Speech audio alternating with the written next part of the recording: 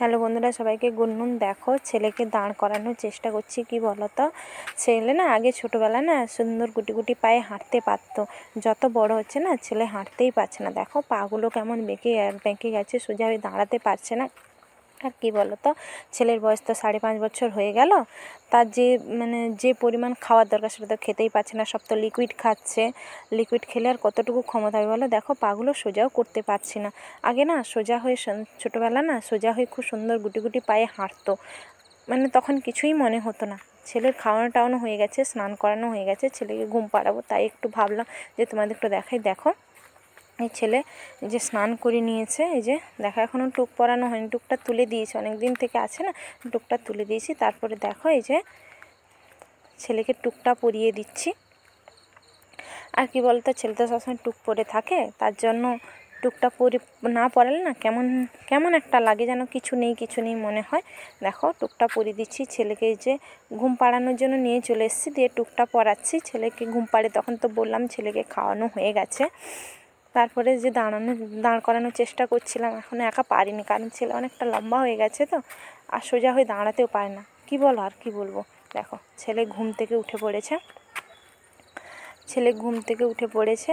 এই যে ছেলেকে একটু আগে ডক্টর নেবুলাইজার দিতে বলেছিলেন। সে নেবুলাইজার যত বড় হচ্ছে কি বলো তো দিতে না বলছেন, তার জন্য ডক্টর ইনহেলার দিয়েছেন। 2 ধরনের, যেমন নেবুলাইজার ওষুধ দেওয়া হতো সেরকম 2 ধরনের ইনহেলার ওষুধ দিয়েছেন।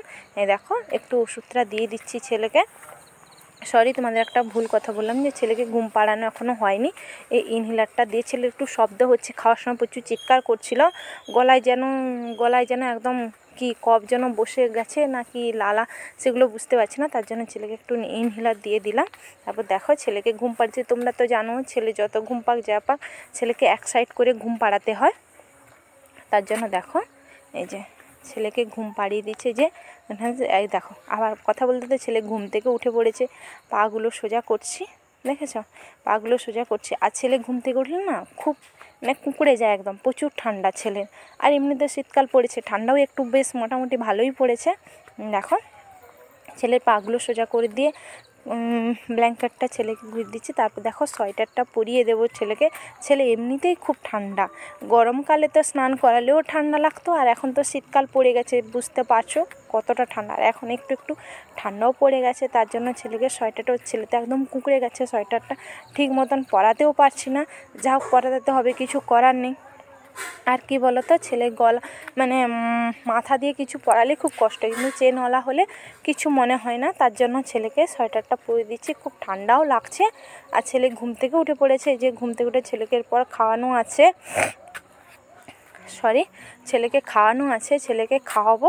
আর দেখো পড়াচ্ছি। দেখো ছেলে কিন্তু কুঁকড়ে আছে আর চিৎকার করছে, ঘুম থেকে উঠে পড়েছে, ছেলেকে এরপর খাওয়াতে হবে। তোমাদের আর কি বলবো, ছেলের শরীরটা এখন মোটামুটি ভালো আছে।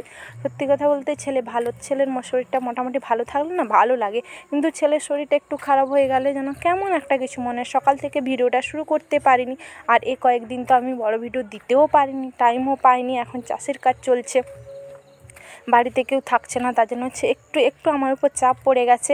তেমন টাইম বের করে ভিডিও করতে পারছি না, যদিও করছি এডিটিং করতে পারছি না।